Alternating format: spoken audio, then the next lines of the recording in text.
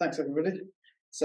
I'm Matthew Conroy, and I'm a BI manager from NHS Greater Manchester Integrated Care, and I've got Aseem, who is our clinical lead for cardiovascular disease prevention and an academic GP. I'm going to talk to you about how we've been using GP data to look at how we can reduce the burden of CVD across GM.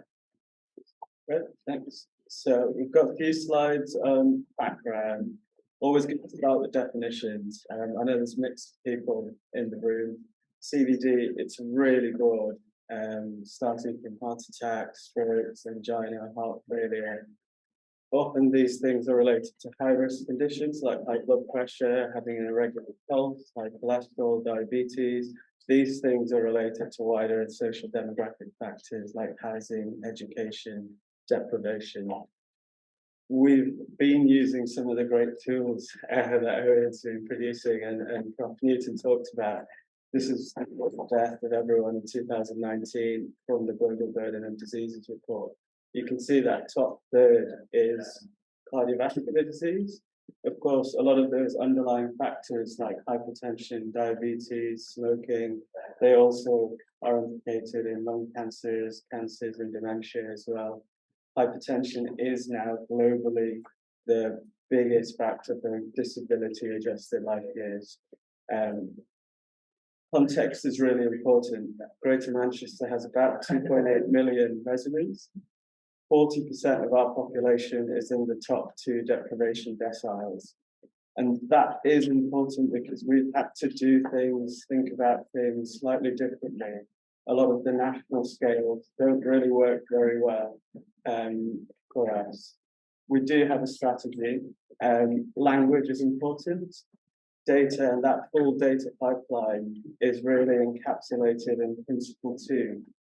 That's the language that clinicians understand. However, all of it comes within that and really supports the other 3 principles in GM and how we work.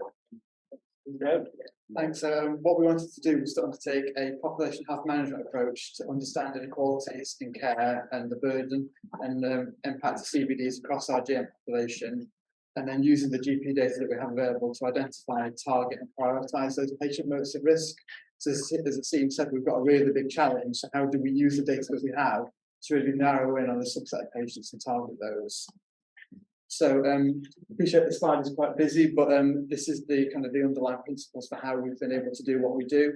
So within GM, we have a platform called the Greater Manchester Shared Care Record. This is where all of the health and social care data for anybody within GM is available. What we then have in the bottom left-hand corner here is all of our GP practices. So across Greater Manchester, we have a range of system providers. On a daily basis, they upload any new or changed SNOMED codes up into the back end of the Greater Manchester Care Record, so that yellow box, which then goes into the front end of the care record.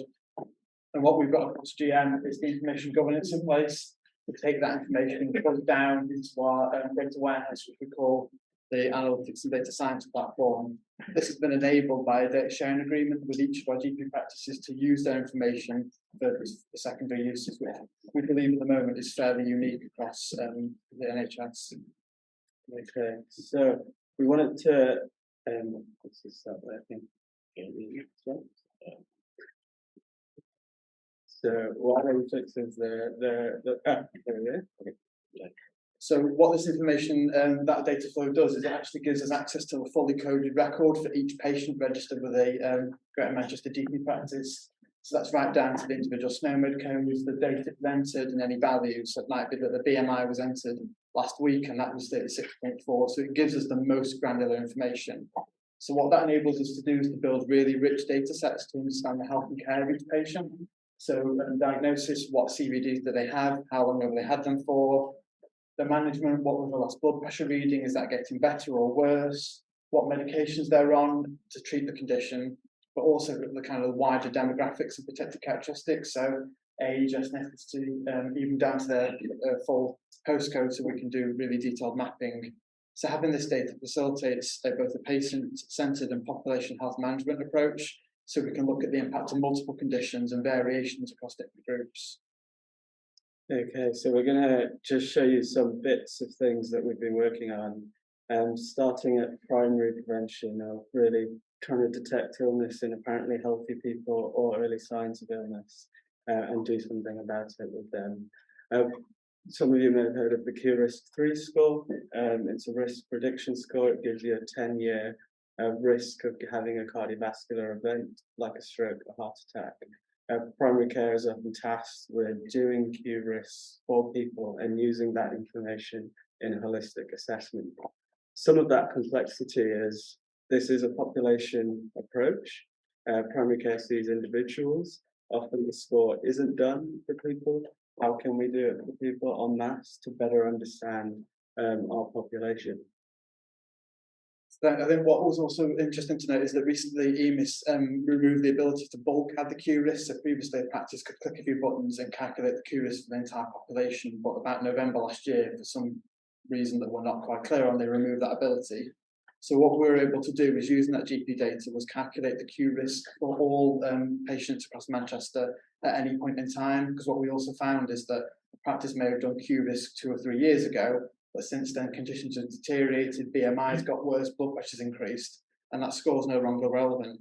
So what we found is that running this just for Manchester, there were 10,000 patients who would now be suitable for primary prevention, of which just under 2,000 had never had a Q-risk done before, but over 8,000 had had it done previously, and it was below that 10% threshold, and now it's above that 10% threshold.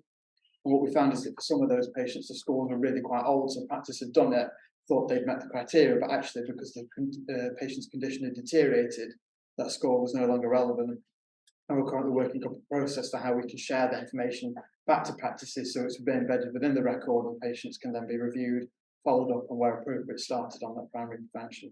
It's a really small thing, but it's a major alleviation from the front line. If you think about how many people we need to do this on, how often it will change.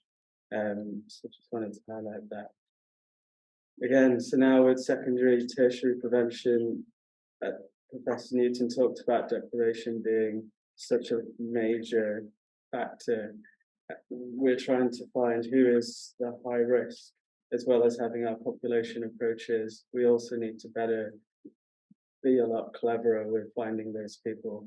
There's a lot of great tools out there. They often pick a single disease. They'll stratify by hypertension, by high cholesterol, by diabetes, by irregular pulse. None of them really combine this on a person level. So that was kind of where we wanted to go with. In primary care, we see people with multiple diseases. So those tools didn't feel like they matched well enough with the real life on the ground. So what we've done is we've tried to develop a person-centered risk stratification approach that we've dubbed CV Need. So we've taken a lot of the work that UCL partners have done around generating individual risk scores and tried to combine them in a totality score. And then with that, looking at what actions we can take to support patients. But again, this is about prioritization. It isn't necessarily risk stratification. It's looking at what information is within the record and understanding which patients need following up straight away. Appreciate this is quite small, but what we've done here is taken the individual components, the UCL partners risk stratification, we've iterated on them and changed them ever so slightly. And then in that kind of second column there, we've assigned a notional weighting. So if the patient has had a coronary heart disease, peripheral arterial disease, focal TIA, and they've never had any lipids done, that is equivalent to a weighting of 3. And then what we do across a patient is add up all those individual scores to come up with the CV need score. So the next slide here kind of shows that totality. So a lot of the patients, thankfully, have got a CV need score of 0, so their management is really well. And you can see that the blue line, the key at the bottom gets cut off. Actually, over the course of the 12-month period, patients with a CV need score of 0, actually, the percentage is increasing. But we can see at the top there's actually a small cohort of patients with really high CV need. And then what we're going to look at now is how we can start to follow that up. Great. So this is a map. So this is the primary care data from the general practices overlaid over the person's postcode.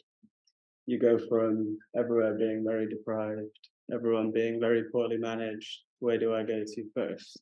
If care is integrated and the pot is the same, as hopefully it will be in the future, these are the level of a few streets over here. and those people are clearly having access issues or something is going on as to why they're not being managed appropriately. So what this slide looks at is a bit of a deep dive specifically into the risk stratification for hypertension. So at the bottom here, we kind of group them into high risk and low risk.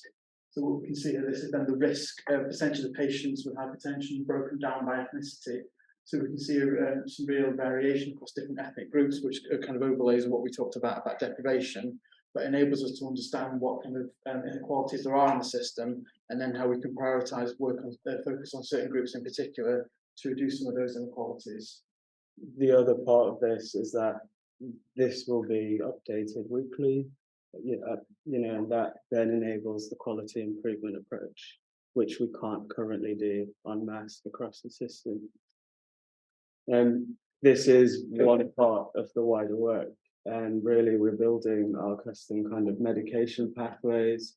We're building this is for cholesterol, this is for high blood pressure in Greater Manchester. We talked about how dashboards are not everything, and so this really has to align and match with everything else that's going on in GM. So what we then started to do is, because this is all the information's at a patient level, is get into the real nitty gritty. So this is for a patient with a CV&E score of 12. So we can see that they've got atrial fibrillation, coronary heart disease, diabetes and hypertension. So in the top red box, then we've got what their individual risk stratifications are. So they've got AF and they're not on anticoagulant. They've never had any lipid stump for their coronary heart disease in the last 12 months, and their blood pressure is quite high. We then start to calculate certain risk scores, so their 2 and 5 year kidney failure risk equation. And at the bottom, what we start to do is implement those drug pathways that Aseem talked about to actually suggest what drugs or switches according to the pathway might be needed to try and reduce their blood pressure.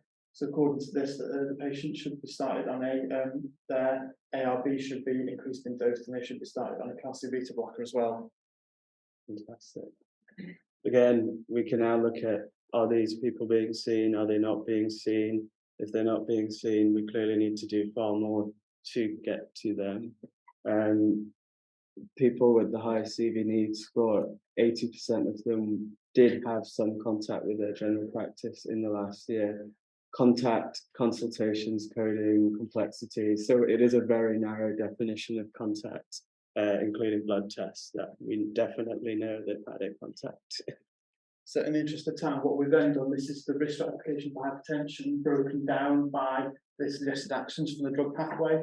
So what we can see actually is that for the patients with the highest uncontrolled blood pressure, that only 2.8 are actually resistant to all 3 drugs. So they've been given all the drugs and it's not had an impact.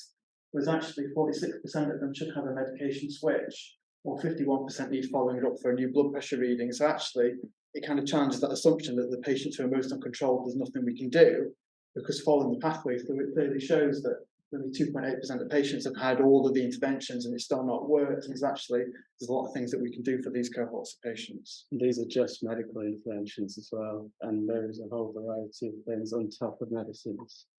We're going to just go through these slides really quickly. They were just more to show you that we can break down this data by lots of different ways with confidence intervals, allowing our practitioners, localities, to better understand what's going on in their part of the world. We've learned a huge amount through this process. I know I have. The key learning for me was really how closely we've been working to get this kind of going up to this stage. This is just the start, and we've only just got this tool, and I'm looking forward to seeing what happens in the future. Yeah, that's it. Thank you.